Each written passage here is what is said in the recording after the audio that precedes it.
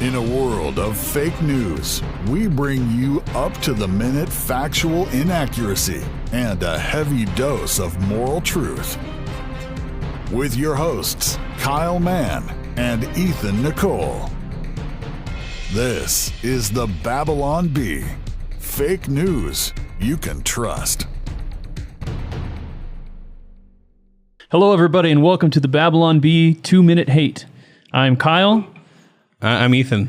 And we're reporting live from 1984. Oh, yeah, that's from 1984. Yeah. Yeah. 2-Minute Hate. Yeah. It's a thing. I have read 1984, but everything I read, I forget. It's like a weird handicap that I have. Newspeak. Everybody gets mad. Ministry of Truth. Memory hole. All these words. Yeah. Coming true before our very eyes, as we will discuss shortly on this podcast. Cool. I can't wait. I love finding out what's going to be on the podcast. Yeah. Did you not see that in the notes? I skimmed them. Okay. I don't think I've read a word of the notes, so this is going to be very interesting. Yeah.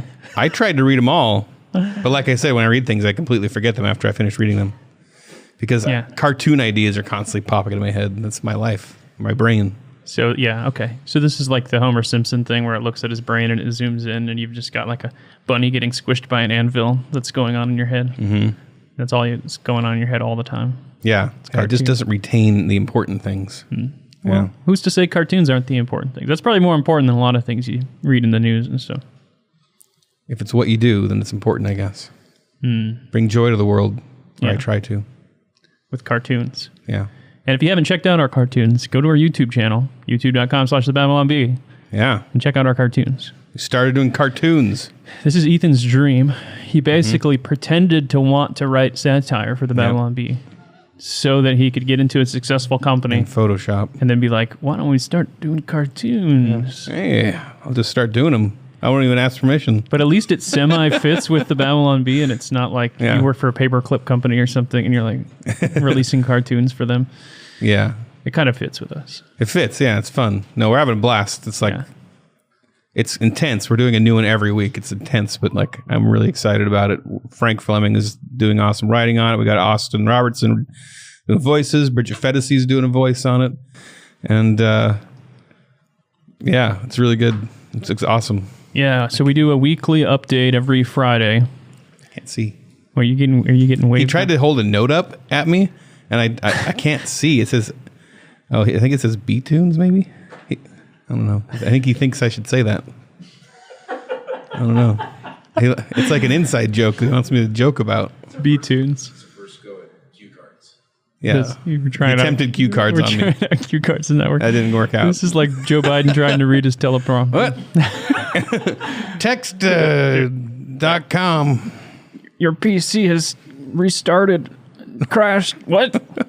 I think I just blue screened. What? Anyway, we do a weekly update every Friday that's a summary of the week's news. It's fast-paced, kind of like, South Park covers what happened in the last week, that kind of thing. It's like South Park without all the, but there's no, you don't need as much of a shower afterwards. Yeah. Maybe a little shower, but not as much. South Park, but you don't have to go to confessional afterwards. Yeah. So if you like the concept of that, check out the Babylon Bees YouTube channel. It is the fastest-growing YouTube channel that is run by the Babylon Bee. Yeah, it's true. So it's exciting. So it's a lot of fun. Check it out, and you might even be watching this podcast on the Babylon Bee YouTube channel because this is on there too. So good for you. Yeah. All right, let's do some stuff that's good. But now, this week's edition of Stuff That's Good. You got anything, Kyle? Yeah, I do. I left it in the other room. I brought you brought it? I brought something. Is it? Oh, it's right here. Oh yeah, this is my stuff that's good. Carmen Live. This is not really my stuff that's good, but our friend Eric brought this for us, and it says this is a VHS tape that he found at the thrift store. Yeah, Carmen Live, raising the standard. Oh, this is my actual. We should stuff review that in the subscriber portion. This may be a future stuff that's good, but I haven't read it yet. We need a VCR. This is one of our fans, a Christian author. Cool. Gave me those. No, but I want to talk about an author you might have heard of, Stephen King, and his book on writing. Oh yeah, that's a good book. Which, if you like writing and you want to read a book on writing, it's one of the best books on writing I've read. So the first half is kind of his like very rambling autobiography, but if you like Stephen King, you'll appreciate it.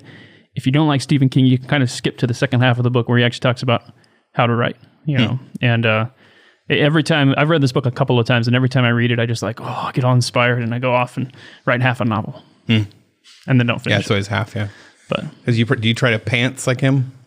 They call it pantsing. Yeah, like seat of the pants writing. Yeah, like writing ahead. You don't outline, you just... I don't outline, I just write. Find out what happens tomorrow. Yeah. Maybe that's why I've never finished a book. But it works for very few people. Yeah. It works for me. It's fun while it's working. It feels great. It's like, it works for me for half the book. Yeah. And then I'm just like, maybe I need to sketch out some kind of an outline. Yeah. And that's probably why Stephen King can't finish a book to save his life. He can't. What? He has like 600 books done. I know, but the conclusions are always terrible. Oh, yeah. He just has to. Like the plot line, and you're like, wait, what?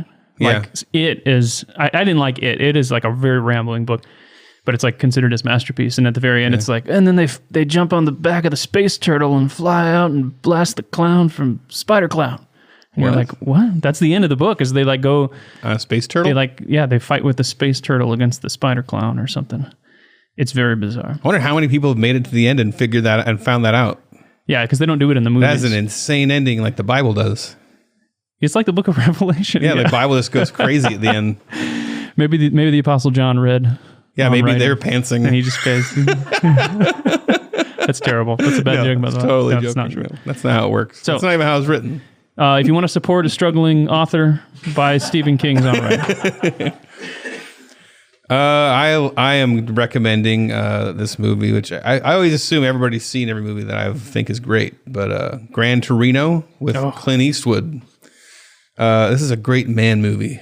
It's a very simple movie, and I like the story behind this movie. It was written by a guy who was a fruit truck driver, and he's a screenwriter, but he kind of a side gig screenwriter, and he wrote this script for Clint Eastwood. He thought this would be the perfect Clint Eastwood movie.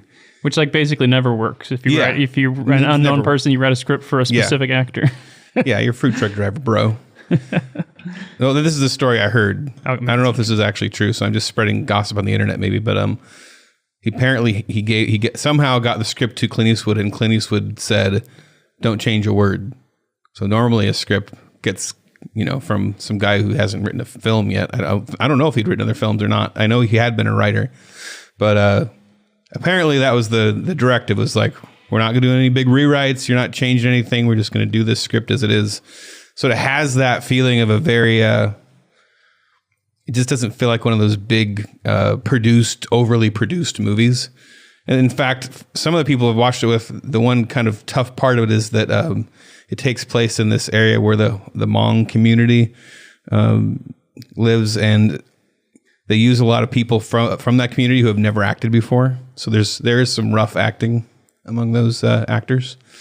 But it's a very sincere movie, and I love how it tackles like the ideas of racism like in a different way than the culture is comfortable with. I think because he is kind of an old guy with racist tendencies, but it's about how underneath it doesn't focus on like change your words and change your language and like it's about who he really is and like the heart of it. It's a very American movie, I think. It's also heartbreaking, but it's also very good. I love that movie. I think I borrowed Dan's copy. Dan, did I borrow? Is Dan here? What year was this? I think I borrowed his copy and I never gave it back to him. Oh. Sorry, Dan. You make like 10 times he does? I don't know too much you make. Yeah, what do you make? I definitely make 10 times what Dan makes. 30 times. All right, let's do some. Oh, wait, you know what else is good? Is our Babylon Bee merchandise. We have a store. We never talk about our store. We never talk about our store, and our project manager guy over here, our operations manager is like, you guys need to pitch more stuff. So here, cool coffee mug from the Babylon There's Bee. like nasty coffee sludge on the like. It doesn't come with that. It's that's not. Yeah, they come new. And then I have the Make Satire Great Again hat. We have some regular Babylon Bee hats, shirts, hoodies. Yeah, Kyle kind of slurps with his lips like a man without his dentures in when he drinks coffee. That's why there's weird sludge all over the edges. I don't even know how it got on that side because I don't sip from this. He like the guy in Men in Black that has his skin over an alien or whatever. Sugar water. Edgar, something like that. Yeah. Hey, now let's do some weird news. Yeah.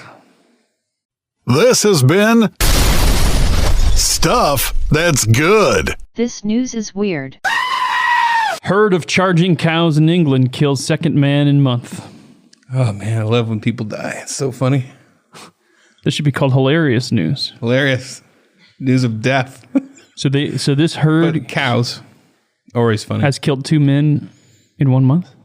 Apparently.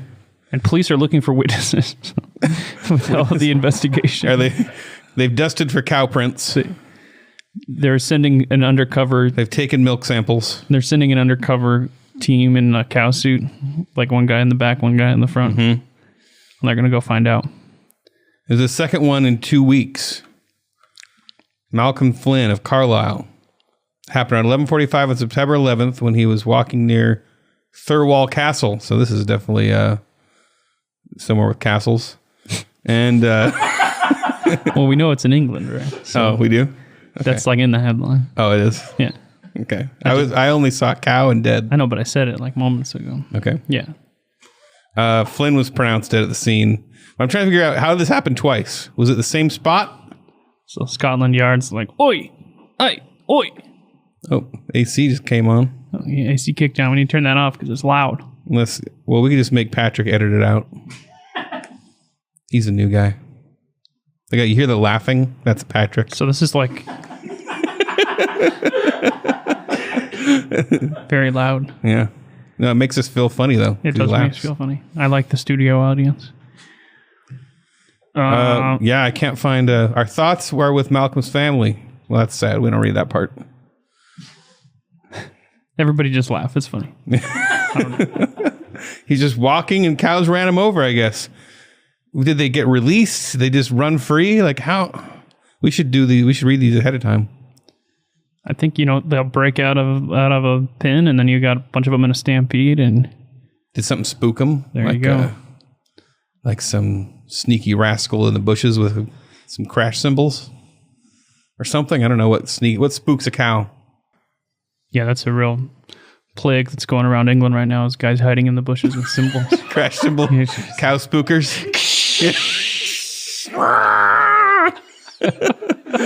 How come it was funny when you said it? I said it.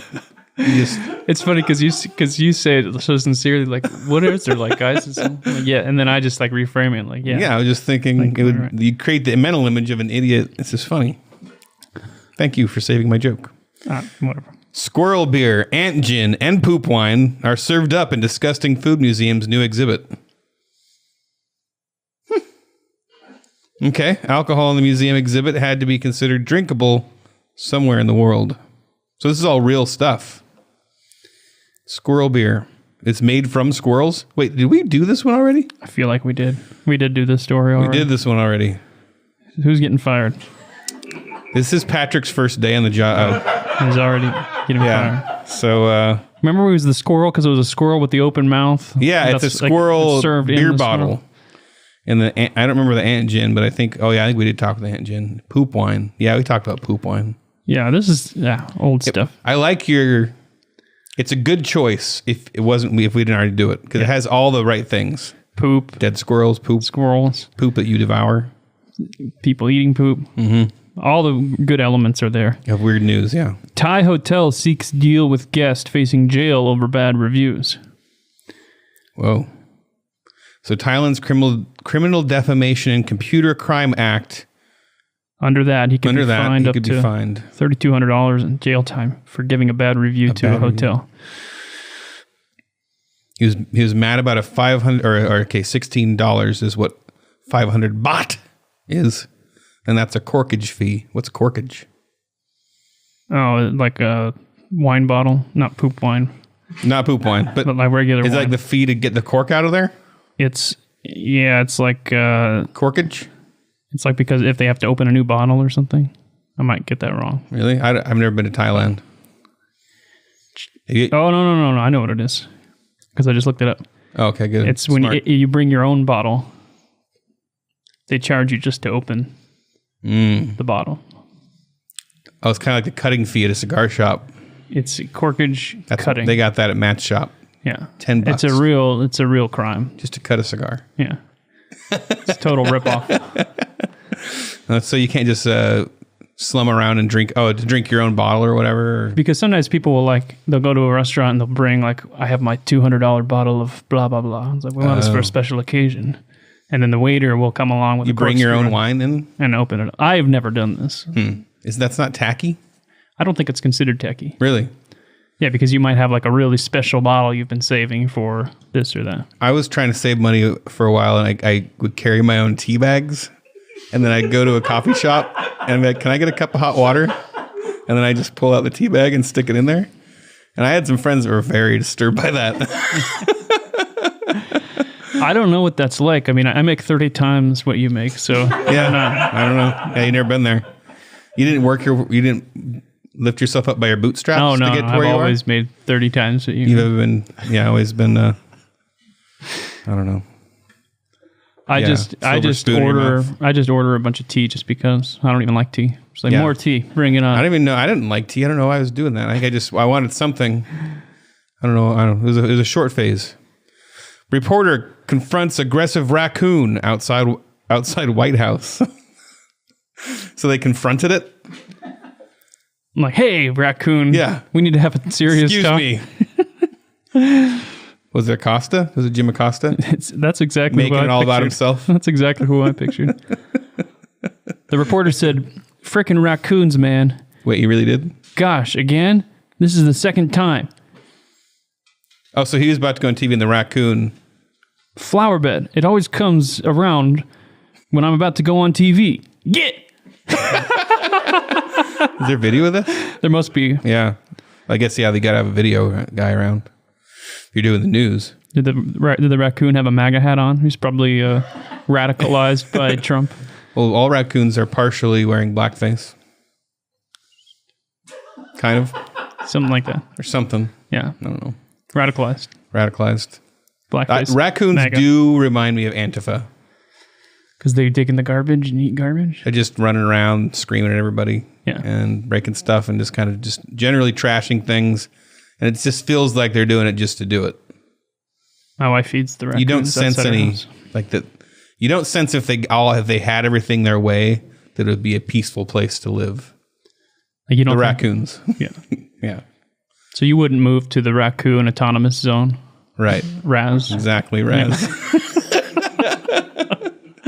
One warlord raccoon is Rocket. Let's get brave journalism, though. I'm glad that he confronted that raccoon. Journalists are on the front lines of everything. Ex-jail employees charged for playing Baby Shark on repeat. Wait, like to torture the prisoners? They forced inmates to stand handcuffed for hours and listen to Baby Shark. So, be a parent. They were basically, well, but it's the opposite. The kids are torturing the adults with the Baby Shark, right? Right.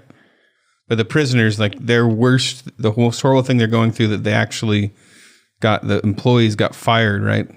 Or got charged. Yeah. For doing a thing. I assume this is what they got putting fired these for. prisoners through what the average parent goes through, like pretty commonly. Yeah. Yeah.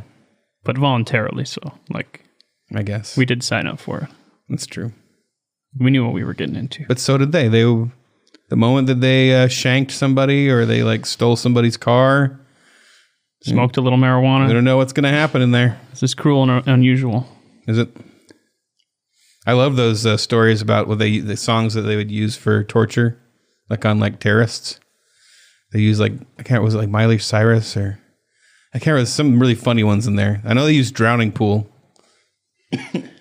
But yeah, it's just funny to listen. It would be really funny if I had that list of them and I could say which ones they were.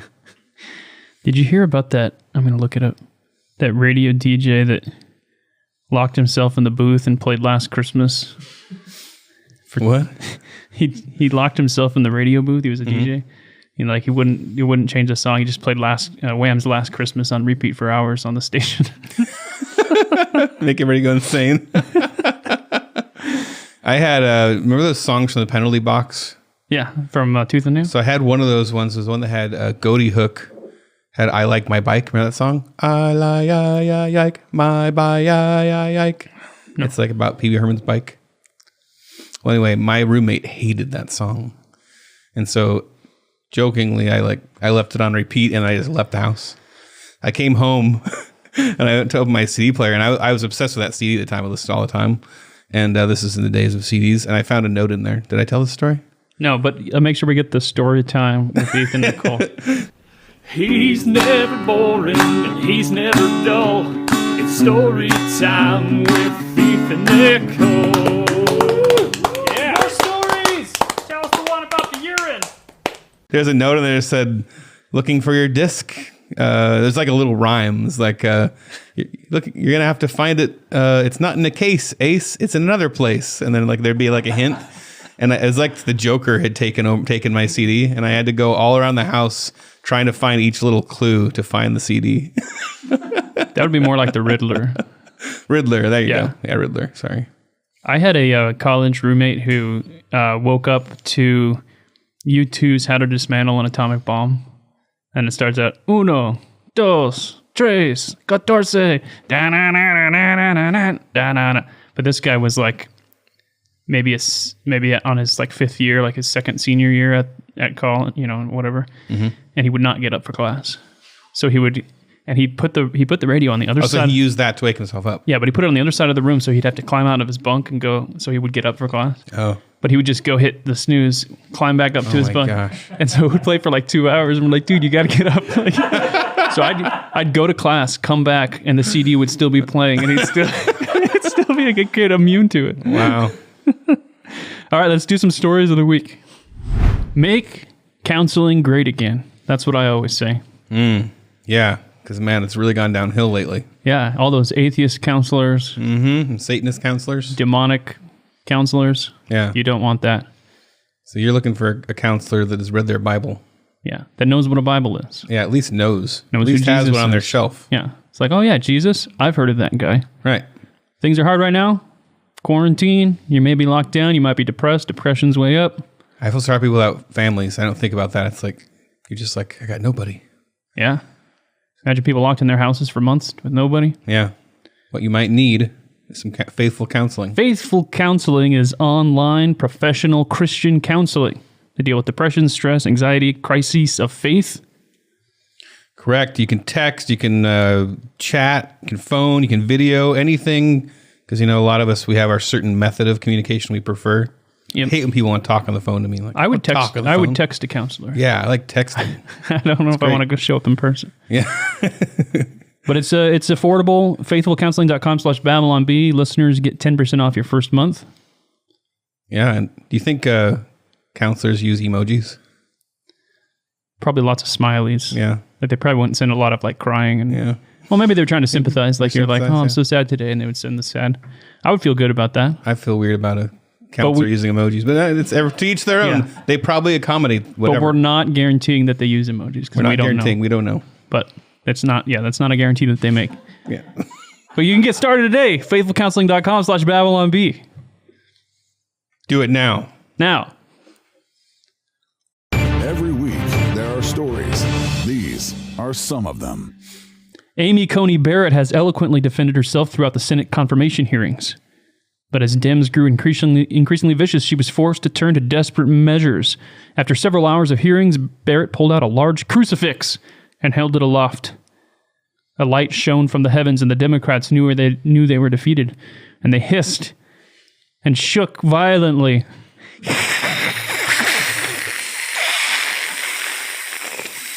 Something like that.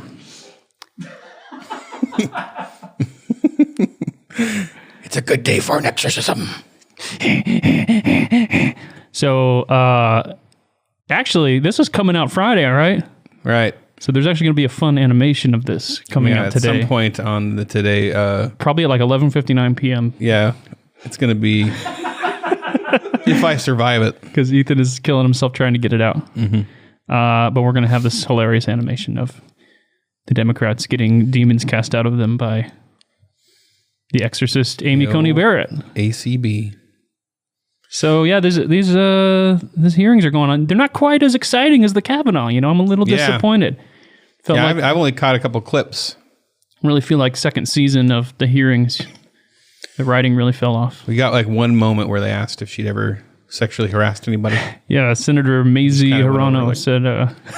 Did everybody kind of look at her and she's looking at her like, somebody had to ask me. She's like, there's a chance. Have you ever in your adult life asked for sexual favors or pressured anyone for sexual favors? Have you ever sexually assaulted anyone? Please say yes, please say yes, please say yes, please say yes.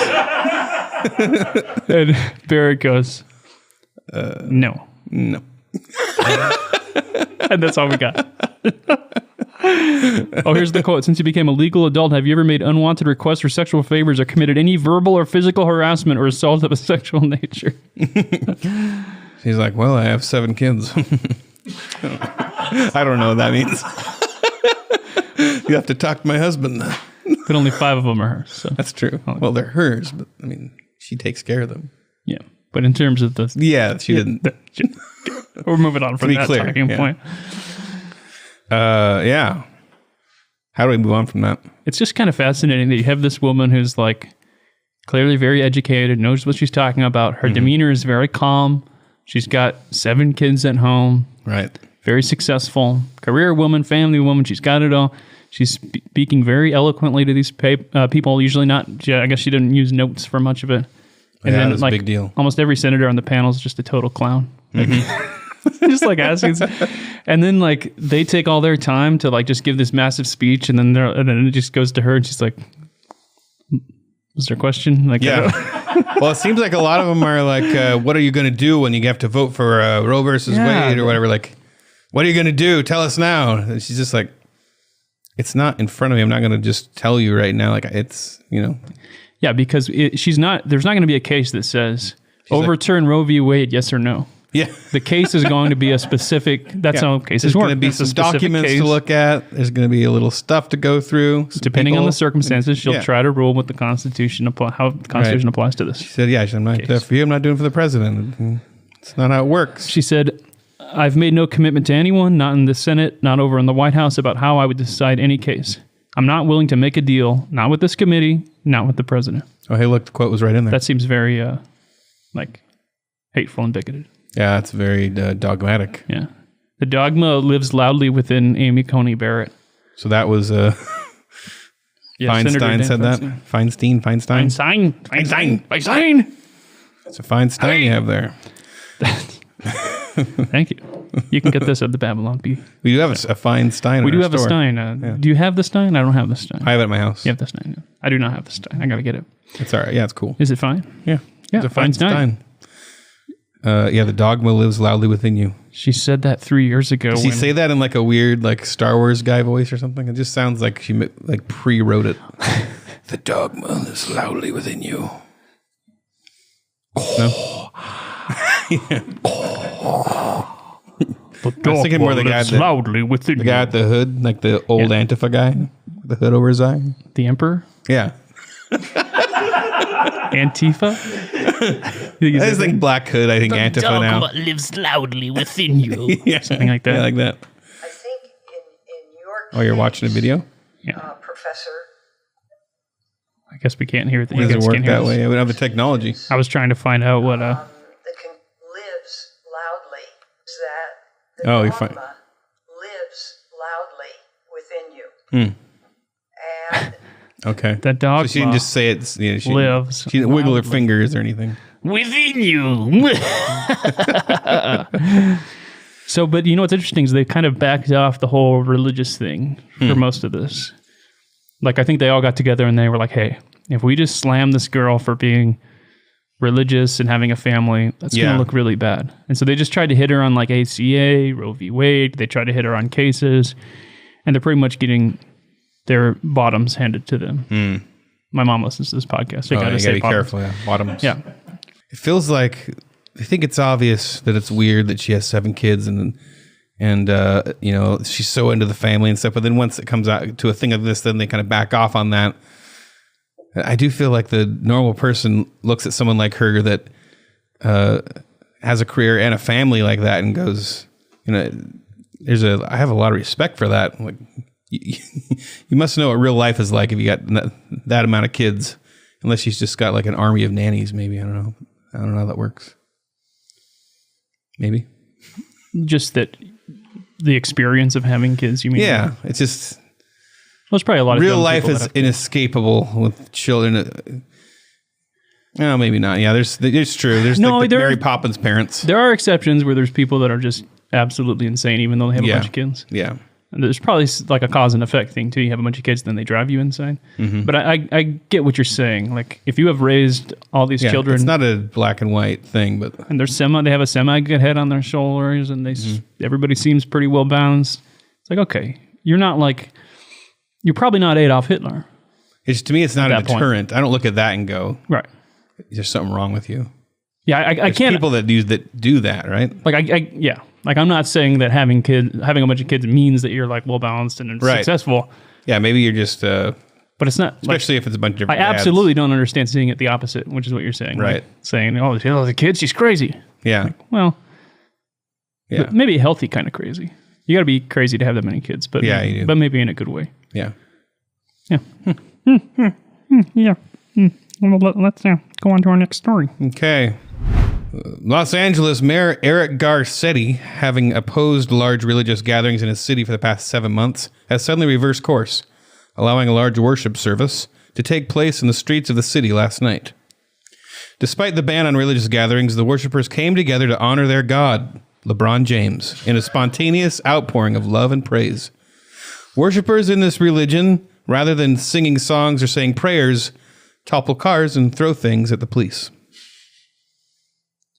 It was a riot outside Staples Center. Oh. Not really. Is this a riot. sports thing? It's a sports thing. Oh. Who picked this story? Who's LeBron James? Yeah. I know he's a basketball guy. hockey. Oh, basketball. Yeah. That's the one with the hoop and That's that's the the one with the- orange ball. That's the orange ball one. Is it always orange? No, I mean you can use It's it. traditionally orange. It's the traditional color, I Is believe. it still, yeah, in woke times, you probably don't want an orange basketball. It's a I'm little sure they too have a black Trumpy. one. Oh, that's Too true. close, yeah. That's true. Too close. What? Regulation ball color NBA. Let's see. Yeah, what's the origin of the orange ball? This is way off track. What color is a basketball and why? Why did it start orange? What's a basketball? History of the color change. The first basketball was dark brown due to its heavy leather construction. But color changes were not seen until 1957. The first orange basketball debuted in the NCAA championship game in 1958. Like everybody, presenting the orange basketball. Yeah. We've worked long and hard on this. Debut is today. Our R&D guys have been spending Our millions. basketball scientists have been working crazy hours. It was basically just for visibility because they were like, well, nobody can see the ball. And they're standing there, hey, over here. And it just goes, Oh, yeah, because you're throwing it at their face. yeah, because you throw it right at their face. Why do they make them like like neon chess. green? Yeah. I feel like we can improve the basketball Yeah. and get our best people on this. Yeah, why Especially isn't it during more like visible? autumn or something, you know? But like Color of autumn, hockey puck is black and it's very small. but it's against white ice. Yeah, that's true. The ice is Couldn't white. get more, huh? The ice is white. I just like our commentary on sports. Yeah. Oh yeah, well the ice is white. The ice is white. See ball fly. Puck black, ice white, puck small, ball big. Do all people that are in this basketball know that? We just dropped about why basketballs are orange? I don't know. Well, you're welcome. So yeah, back to the actual story. Mayor Garcetti and Gavin Newsom, governor, have famously been harassing churches.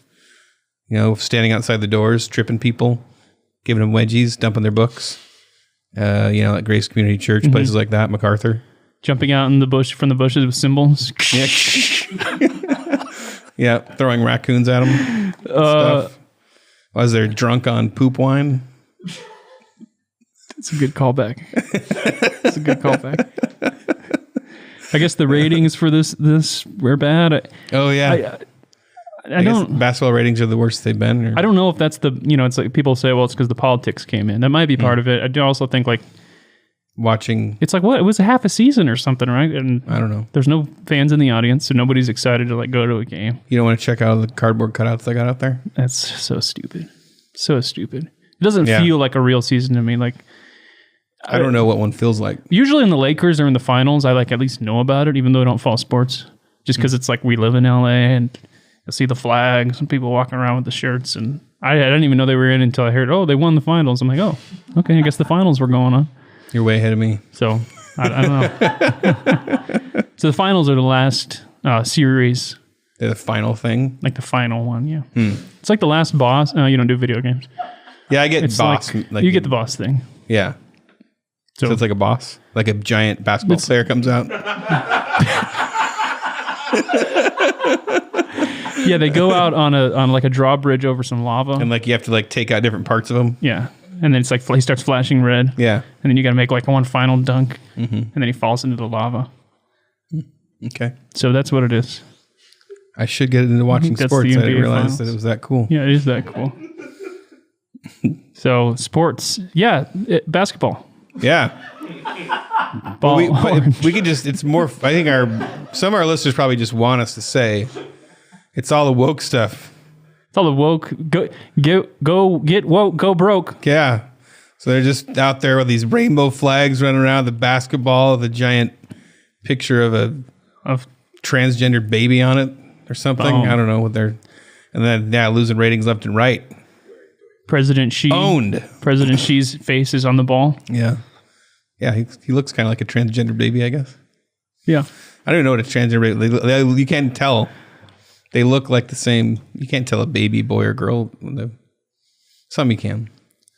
That's, you're going to be really feminine if you look like a girl immediately. Yeah, because they just look like humans. They just look like a little pudgy Play-Doh human. Yeah. Made it out of Play-Doh. How about story 3? No more sports.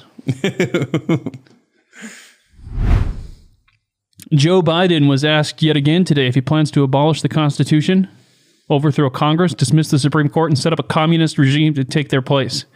But he refused to answer the question, saying voters will find out whether he plans to seize the means of production and institute a one-party rule, USSR style. Look, if I tell you whether or not I plan to institute a new communist order, establishing a glorious worker-led revolution that will lead us out of this capitalistic nightmare and into a paradisical utopia, that would become the headline, Biden said. That would be playing Trump's game. So I'm not going to say whether or not I support this fantastic idea. And then he said, who stopped? Yeah. Who stopped? What? Don't the voters deserve to know whether you do this communist utopia? No. They don't. No, the voters don't deserve to know. They don't deserve anything. He deserves them. I'm Joe Biden, and I'm running for Senate. Oh, yeah, he said that recently. It's like all actual quotes, yeah. Yeah.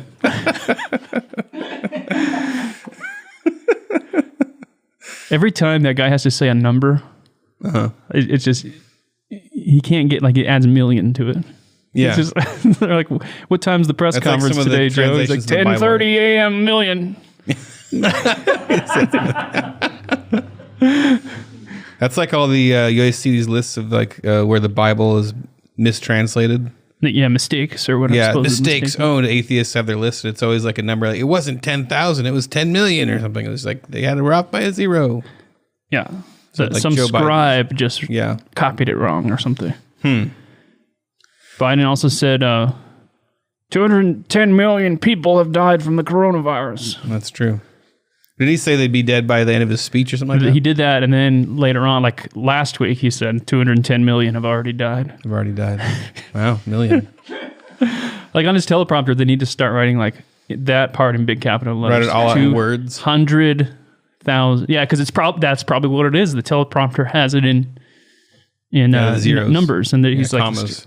200 trillion. Yeah. What is that? Yeah. So this is referring to all the Court packing. Court packing. I thought there was another thing too that he said this about. But yeah, they're just like, yeah, we're not talking about that. That's not important. It's kind of important. It's a little bit important. It's just kind of obvious. That's what, if ACB goes in, they're going to do it, right? If ACB gets confirmed, and Joe Biden Biden gets wins. elected, they'll just add seats to the court. Right. They're going to do it. I think it's politically unpopular. You think so? Yeah. Well, I know it's politically unpopular. Yeah. That's why they got all this internal polling data. RBG wasn't a fan. They got all this internal polling data that everybody's against the court packing. And then all of a sudden they like came out. They'll come with a different name for it that sounds better. Well, that's already what they're doing. And we'll talk about this with I our... was kidding. We'll talk about this with our 1984 stuff. Court. Are we doing the 1984 thing? I don't know. Yeah, we are. Yeah, that's on our list here. But What's a nicer word than packing? um, Like nestling. nestling. Or like what's in the Tenderly placing. organizing, court enhancing, What they're calling it is rebalancing rebalancing. Oh, okay. and depoliticizing. You're so good at this. They're so good at the spin. It's a word you can never be against. 'Cause- Who doesn't want to be rebalanced? You want to be off balance? Oh, because you are a jerk. For decades, this has been an accepted term. Court packing means adding seats to the court and putting your guy on it. That's what it means. And all of a sudden they're saying, well, Republicans have confirmed a bunch of justices to open existing seats in the court. That's court packing. What we're doing is rebalancing. Like the evil cleverness that it takes to say, what we're doing is not what we're doing, it's what you're doing. What we're doing is the good thing to stop the thing that you're doing, the thing that we're actually doing. Yeah. Like, that's pretty sinister. It's almost like they're demon possessed. It's almost like they're... I am the demon who dwelt with Ted Kennedy. I am he who dwelt with Gilbert Gottfried. I am No, that's the first name that came to my head. he who dwelt with Alyssa Milano. 1, 2, 3, 4, 5, 6. 1, 2, 3, 4, 5, 6, 1, 2, 3, 4, 5, 6. Someone's going to cut that out Yeah. and then like post like the Babylon Bees hatefully saying all Democrats are demons Yeah. or something. Oh, well. So they can do that. And then we'll get a lot of views. That'll be fun. Please do that. Yeah, so I don't know. Be interesting to see who wins this election. Yeah. I have no idea what's going to happen. So no idea. Nobody knows. I think this is such an unprecedented thing. It's just like unprecedented thing. This is the most important election of our lifetime. Unironically, people are saying that. The most important election of all time. Yeah, it's so clownish and ridiculous at this point. Almost am tempted to think the opposite. But it's not that important. But it's going to be, I don't know. I do think I'm sure I'll get a lot of blowback for that, but I don't know. That's I do think that's probably why voting is down. More people are starting to feel that way. There are some important issues that the parties are diametrically opposed on, but It's true. There are some very important challenges that are facing our country that they're exactly the same on. You know, things like the national debt. No one's willing to talk about taking down the $30 trillion national debt. They're opposed on issues like there's like abortion is such a big dividing issue. Right. Very little ever gets done, right? Right. Just, hey, vote for us. So yeah, you got our vote, but very little actually gets done. Yeah. Though it does seem like more has happened in the last, at least in certain states and things, but then it's like you hear about it. Anyway, we're on a whole different thing. No, I do feel like in the past, a lot of presidential elections were a matter of degree. Like we both agree in the direction, but I want to go farther or I want to go less far. And now I feel like it's just like these guys want to make it into Disneyland and these guys want to make it into Universal Studios. Well, no, like, so those would kind of be the same thing. Oh. Eggplant Farm. See? Yes, Eggplant Farm. Those exist? Exclusively eggplants? Yeah, you got to think that's more of an add-on that you throw into an existing Yeah, farm. you got a lot of stuff. I'm going to Google it. Exotic eggplant greenhouse. Eggplant Farm. Why are eggplants dark purple? I'm an eggplant farmer and I'm appalled at this article's call. Oh, after I found out what the eggplant emoji means. What? It means something? It's a sexual thing. Oh, really? Yeah. I always thought there was like a racist thing with eggplant. I don't think it's racist. I think it's like supposed to be like you text your bae and you go, hey, let's Netflix and chill. And then you add the eggplant. Really? That means like, let's have some Thai stir fry. Yeah, I wouldn't know what it meant. Let's have some spicy basil eggplant. If my wife sent that to me, let's Netflix and chill and eggplant, I'd come home with like eggplants and Yeah. be like, all right, what are we No watching? clue. I guess I got to Google this now. Yeah.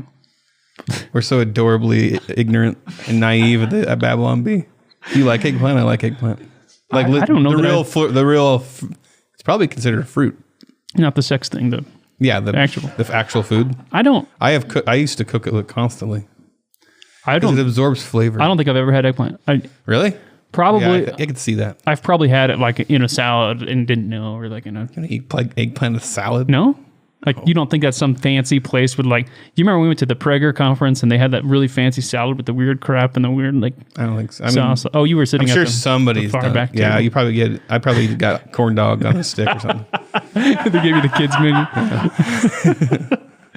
All right, well, let's go into our topic of the week. All right, if you've been listening to the Babylon Bee podcast, you heard our interview with Matt Chastain, who made a movie called Small Group. Small Group, the movie. It's a comedy drama about a filmmaker who infiltrates a small group while making a documentary about the dwindling influence of Christianity in America. It won Best Picture at the International Christian Film Festival. You guys remember Kira Davis? She's been on this podcast. Good friend at the Bee. She wrote this: Small Group isn't what I've come to expect from Christian movies. It's not cheesy. It is really well written, acted, and beautifully shot. I laughed out loud a lot, but then there were moments that I actually cried. She cried, man. Wow. Kira Davis cries. You know it's moving. So the movie, while not being shy, is in itself self-deprecating about certain aspects of the Christian culture. It's a celebration of the one thing that people are craving most right now: community.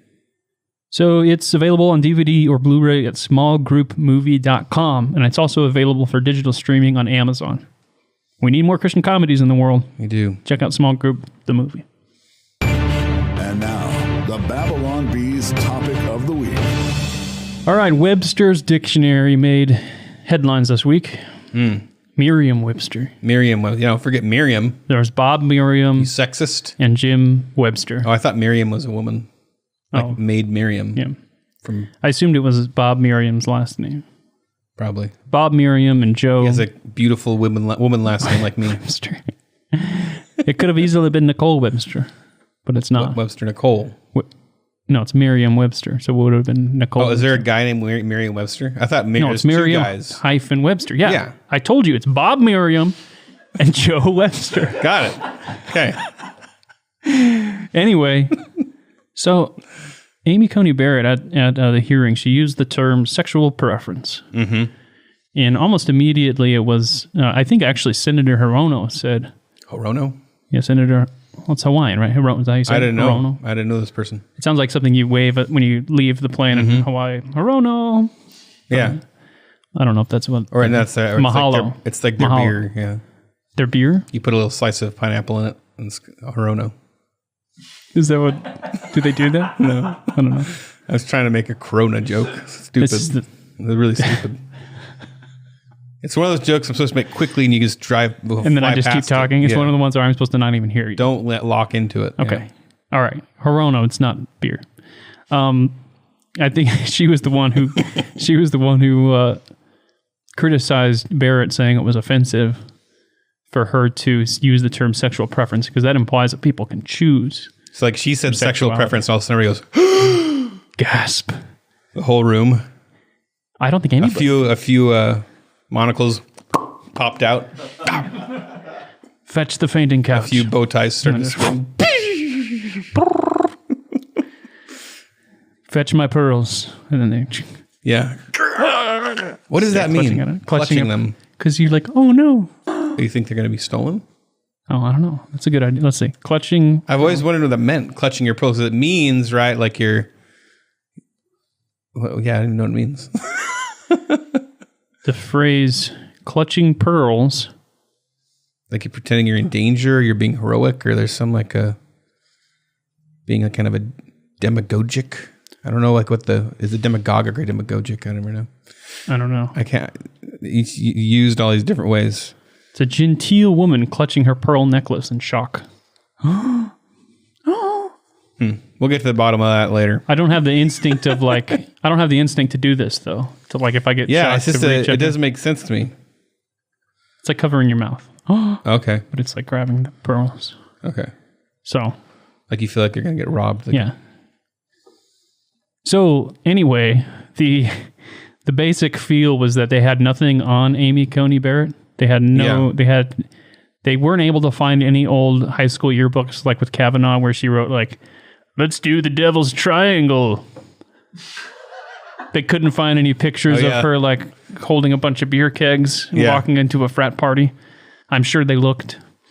So they didn't find have somebody those. to like be like, yeah, on a certain night, I don't have exact, so within this like range of time, Amy Coney Barrett, I don't know, somebody to have some kind of story. Yeah. Gotta be something. But they couldn't find it. No, nothing. Nothing. Squeaky clean. So they're like, they have all the strategists in the back room and they're like, oh, she said sexual preference. That's it. Let's turn it into something. So then they call Miriam, they call Bob Merriam, and they say, Bob Merriam. Hey, we're in the middle of this hearing. We're getting destroyed. Hold on. I'm trying to write a third 300 definition of... Bob, this is important. Okay. Bob, we need you to change the definition of sexual preference so that it's offensive. Can you do that for us? I'm on a tight schedule, but if I can I'll just add parentheses offensive just to the definition right now. We'll figure it out later. I wasn't asking. Okay. I'm on it. We're on it. That was me hanging up the phone. Jim, get on it. Get over there. Parentheses offensive. Yeah. Right. So then they So they did, right? So then they that day. See, I already, because I didn't know the context of this story. I just saw you post that, and I didn't even know that this was connected to the hearing. Yeah. And I already thought it was weird just that like they did that. Yeah, just the fact that you all of a So they sudden took say a very now common, this is offensive. and they've just added like that they can tell us all that it's offensive now. Yeah. That's really weird. But then to know that it happened like That very day. that very day when Someone went and looked they through changed the language just to fit. Yeah, someone must have been looking it up like, this can't be offensive. They pulled it up on Webster's and it says offensive. And they're like, what? So this guy went and he compared it to the web archive on Wayback Yeah, the Machine. Wayback Machine. Yeah, where you can go look up old. I always use it like I want to go see what MXPX's website looked like in 1999 when I used to visit it every day. Yeah, I like to find my old website for our band. There's like gone now. Yeah. My old Flash header and everything. And it's really sad. MySpace doesn't work on there anymore. Oh, really? Like you can't go find your old MySpace page, which is probably good for a lot of us. Yeah. That would be very good for me. Because Tom graciously deleted all the files on his server on accident. They said, "Oh, you know what, guys? We accidentally deleted all." But you know, someone did that on purpose. Like, I love that I only always think of him as that. no, he didn't. He wasn't thumbs up. He was hands on the keyboard, right, smiling. Oh, is he? I just imagine him with thumbs up, even though he doesn't have it. But he looks like he's smiling. I think he's like, let's see, Tom. Oh, maybe his hands aren't even on a keyboard. He's just sitting at he's got like a whiteboard behind him, and he's going, "Wait, Yeah, do this one." Something like that. I'm sure they can put up the picture. Tom never forsaked us. Forsaked us. We betrayed him. We turned our backs on him. So yeah, language. People using words. Irresponsible using words. That's what language is. That's what we're talking about right now. George Orwell. Every record has been destroyed or falsified. Every book rewritten. Every picture has been repainted. Every statue and street building has been renamed. Every date has been altered. And the process is continuing day by day and minute by minute. History has stopped. Nothing exists except an endless present in which the party is always right. Sounds like a Beastie Boys album. The party is always right. They always had a different country that was the bad guy, right? It was something Asia. Eurasia. Yeah. That was East Asia. Yeah, so they had these different ones. We've always been at There war was with some East war Asia. out Was there there. Eurasia? But then it shifted at some point in the story to a different one. I don't remember. Yeah, by the end of the book, it was like, I think in the last couple of pages where he's finally accepted Spoiler the party. alert. Oh, I think the book is 60 years old. It's probably it's 8 years old. But I always think of that whenever I think of even COVID. I think I know that there's serious things about COVID going, but it gets used. It gets used as we're at war. Don't you know we're at war with the virus? And so it justifies any irrationality. We've always been at war with coronavirus. It's always been a war of something. Yeah, there's some. That's why there was always something in the news to try to take down Trump. And now it's COVID now, right? Like there's nothing else. Like that suddenly there's no Russiagate. There's no There's no other thing that Trump has going on, secret behind closed doors. They're like, oh, Corona's great. We got this now. Remember the phone call to the Ukraine? To Ukraine? Ukraine? Oh, yeah, the Ukraine. I don't know. What's their preferred article? A picture of a crane? The Ukraine. Yeah, Ukraine. Ukraine, me crane, we all crane. I don't know. But remember that? Like, that was like the big, like, this is going to end it. Isn't that what they impeached him for? Bombshell. Bombshell. The walls are closing in. Bombshell. Game over. The Trump administration is shaking in their booties. Yeah. Is that the thing? They're wearing like little booties. Yeah. I think just boots. Like, I don't think you need to shake in booties. Shaking in the booties? Oh, shaking there. Shake your booty. Shake your booty. Shaking in your boots. Yeah. Two different things. Mixed them up. Mix up. Sad. Yeah, is that what they impeached him for? Was the phone call to Ukraine? Was that the impeachment? That's what they actually impeached him for. Remember the whole quid pro quo? Yeah. Like he was offering this for that, and it's just all so murky really in my head. Murky, yeah. The thing is, like, maybe Trump has had some scandals, but it's like they just every day they're like turned up to 11. Like, it's like your kids, like when they scream a lot in the other room. It's like, oh gosh, and the first time that happens, you run downstairs. Like, oh no, what's wrong? What's wrong? No, I spilled my cereal, and there's no marshmallows in the Lucky Charms box, and you're like, oh, okay. And the next time, it's a boy who cried wolf situation. Because eventually, as a parent, you're just like, they're fine. They're all right.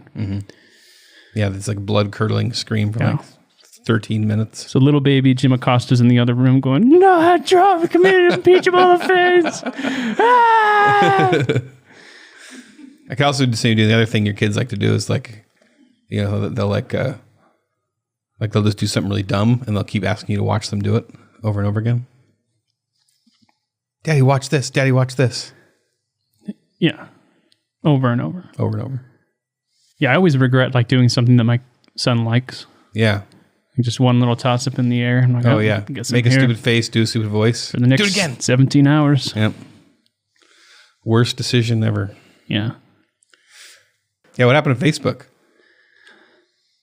So another thing that happened that was very 1984 Orwellian. You know, I was 4 in 1984. I was -3. Was New York Post. The New York Post put out the story about Hunter Biden. Smoking gun email. Now, I don't know how consequential it is. Everything's a smoking gun nowadays. I know. That's like a momently... burned out with it. Yeah, I glaze over.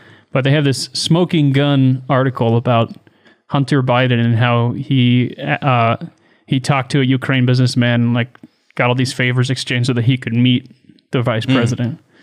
So that's what Trump did. It's very similar thing. Like, right, this quid pro quo thing that they're talking about. And immediately Facebook's, let me get this right. Okay.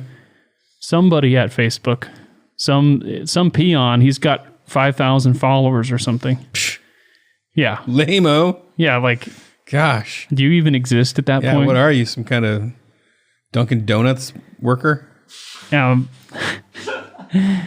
He immediately said... I apologize to Dunkin' Donuts employees. we probably like 25% of our fans work at Dunkin' Donuts. So, Facebook's little peon. This peon? Peon. Why is he a peon? Why you don't like him? You don't like him, obviously. Well, I'm just saying because he's just this... He used to work for like all these Democratic campaigns and stuff. I'm trying to find him. Andy Stone. Okay. Communications at Facebook. Used to work for the House Majority PAC, Senator Boxer.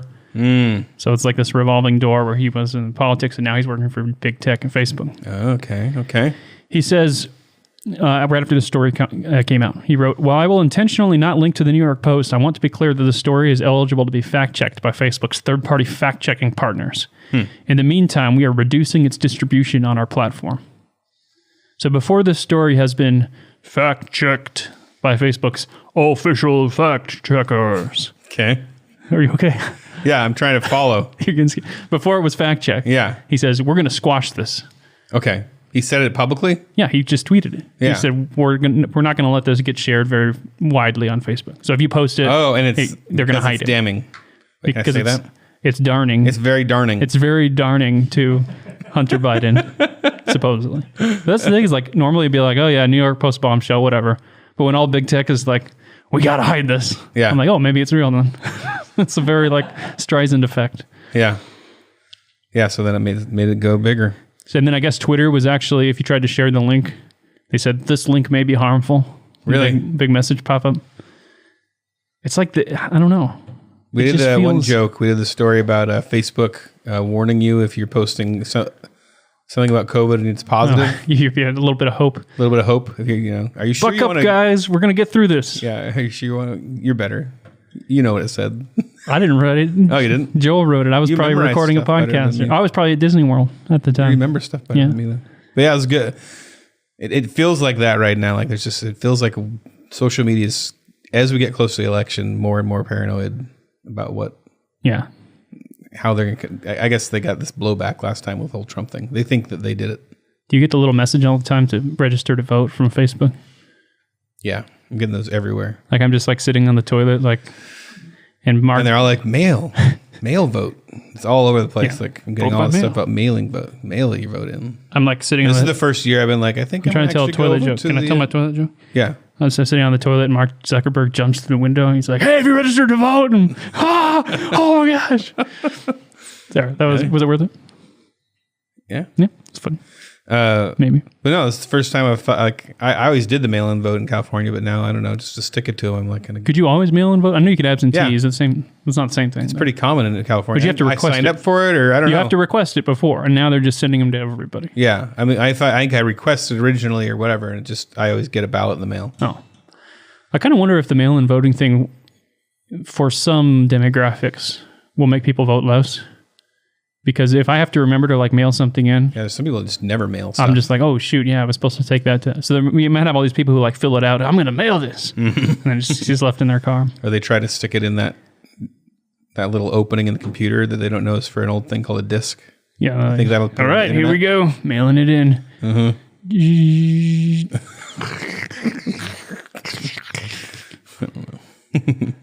So anyway, what about email voting? Email voting.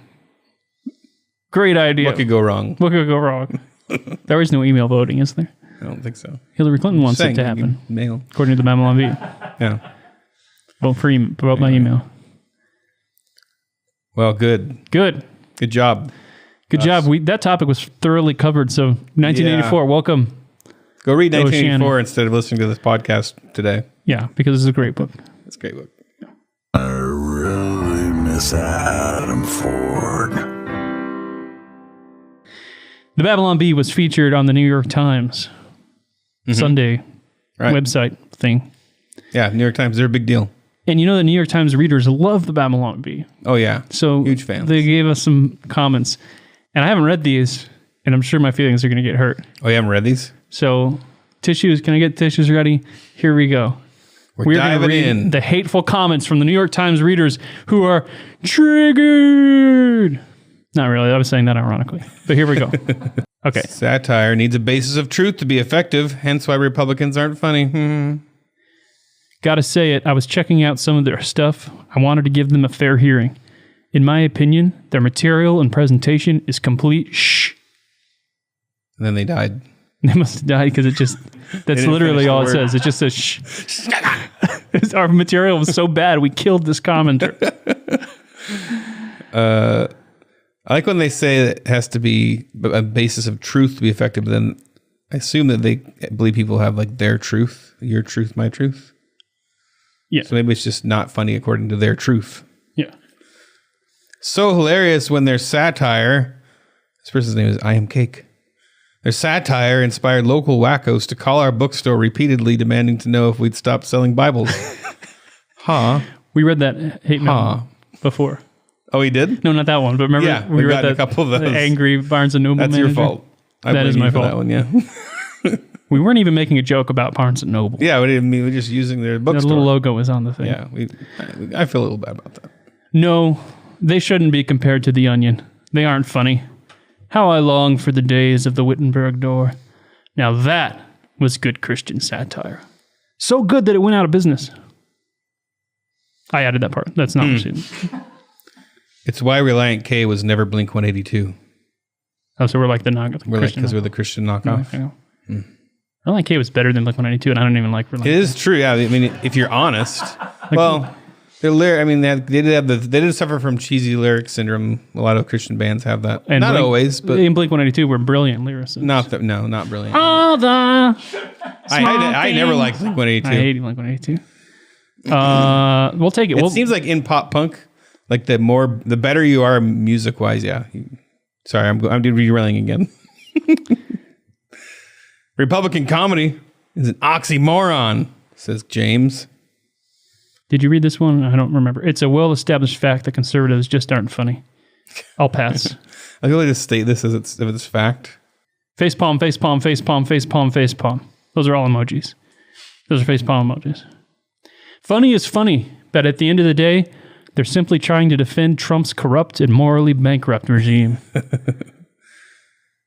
Yeah, people that get, they want to see, because we get that from the other side too. They don't understand, like we did a recent cartoon with our Trump supporter Chet. Yeah. And there's a bunch of people on there that were like, not all Trump supporters are just crazy guys shooting guns in the air. Like, yeah, that's how comedy works. It's satire. Yeah. Like they don't get it. Like they think you have to be on a side. Why is the right so dismally bad at humor? Gross. I saw that one. It just says gross. Yeah. Gross. If the right were good at comedy, they'd have packed clubs across the MAGA states, but they suck at it. Seriously, this material sucks. We got somebody who pointed out a missing single quotation mark in one of their quotes. A little grammar Nazi in there. Oh, but they're making fun of the New York Times for a typo, right? Is that The Bee is such a half-hearted Onion ripoff that it's embarrassing to read what they consider funny. It's stunning that they put resources and effort into the product they put out. These aren't very good. Like, yeah, they're just they're not like. It's better when they like either think it's real and send something. Well, no, I'm just meaning like if they're going to write tweets, they should have a little more respect for the art form and like write a good, interesting, funny tweet to read. Yeah, they're criticizing us. Like they should be funny and they should have some, like a little wit. Like I appreciate a good. A lot of these are like if there was a tweet, like if there was a New York Times Babylon Bee article comment generator, they're exactly what you'd expect. Conservatives can't do comedy. Like that's half of these. I love how hard the writer. I think he's talking about me. Okay. I love how hard the writer worked to craft an alternative narrative. That mocking the left was just funnier. To the obvious truth. That the Bee started sucking up to Trump as soon as they could see he was the GOP standard bearer. They're just another enabler organization in right-wing media. Did it seem like that was one thing about the article? It kind of felt like it. Yeah, it was like tried to paint a narrative that like we started off. The Babylon Bee used to make fun of Trump, and now they don't. we just suck up. That's true. Yeah. So probably most of the people haven't even read it. Yep. Well, yeah, everybody has their narrative about what the Babylon Bee does. Whatever, based on what they see, based on the stories they see, they have their narrative. See what we can find. Don't say the Babylon Bee is like the Onion for conservatives. Say the Onion is. Oh wait, this guy might be agreeing with us. Here, this is Love Mail. Say the Onion is the way less funny and knockoff version of the Babylon Bee for liberals. I thought they were making fun of us. They were complimenting us. Why elevate these unfunny dopes? The key to funny jokes is punching up, not down. Oh, man. See, that's one that could be from the generator. Trump constantly punches down, so making fun of the people he punches isn't funny. 220,000 dead by the end of the year, but please keep yucking it up. Like, we're not allowed to have it, like, joke at all. People died. Nothing. Like, last year, you could say, however many, 60,000 people died in the guy's flu, name is you're laughing. NBA Forever with a picture of a basketball. 220,000 dead by the end of the year. But yeah, sure. Keep watching basketball. Keep playing with your orange ball. Orange dork.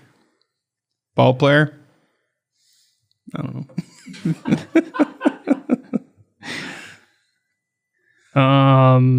I'm sorry this is happening to you. That's another comment. I mean, that's like they're talking the New York Times, but here we go. Always have that guy. This one's interesting. Okay. This guy's doing it like a script. Script. New York Times. We need to both sides this right now. Babylon Bee. But we're actually not funny. New York Times. Nothing. Silence. Babylon Bee.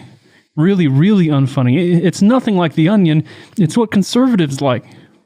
New York Times. Okay, we'll run a profile in our liberal newspaper saying it's actually funny. That guy worked really hard on that. Yeah, I respect appreciate that. I actually do respect that. Yeah. There's a reply to it. Oh, the reply says, cringe, well, you tried. I respect him more than this guy does. People got to be artful about their tweets, you know? Put more effort into them. Well, yeah, okay. I hope really I hope we found a good one, but I didn't really yeah, someone found like a really good, funny, like person losing their mind. How about this guy that's mad at the thread? He's mad at the people who are mad at us. Okay. I love the whiny Donkey. liberals on this thread complaining about a satirical site that mocks their stupidity. What losers? And his name is Take the Red Pill. See, that was funny. That's perfect. I like that. All right. That's our hate mail. Okay. Thanks for hate mail joining us, guys. This is our show. Yeah? Yeah, that's it. This is our show. We're done. But if you're a subscriber, you get some more cool stuff. We're going to dissect a sign you might have seen going around. Put the sign up on the screen, Dan. We're going to dissect this woke sign. We're going to talk about the sign because it's fun to talk about things. Because that's what you do on a podcast. That are dumb. That are dumb. And is that it? That's all we need, right? Yeah, I think that's all right. We always have a hate mail, yeah. And subscribe to the Babylon Bee on YouTube and get some cool cartoons and comment and talk stuff. to us. We read. Every once in a while, someone like, do you guys actually read these comments in the comments? Then I'll reply. And they're like, oh, yeah, they're real. They're real people. Oops. All right, everybody. See you later. Mask up. The rest of this podcast is in our super exclusive premium subscriber lounge. If you're not a Babylon Bee subscriber, go to babylonbee.com/plans for full-length ad-free podcasts, access to our headline forum, 20% off the items in the Babylon Bee store, a gift, and more. Please drop us a review on iTunes and share the podcast with a friend. Feedback and love mail go to podcast@babylonbee.com. Follow Ethan at AxeCop and Kyle at _Kyle_man on Twitter.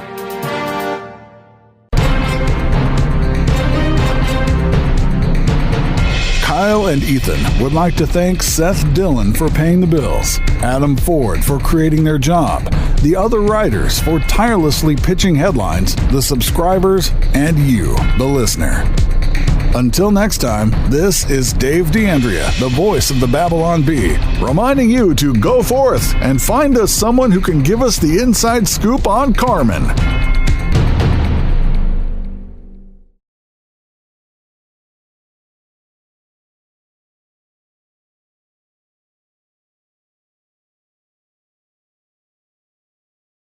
I was sitting on the toilet and Mark Zuckerberg jumps through the window and he's like, hey, have you registered to vote? And, oh my gosh.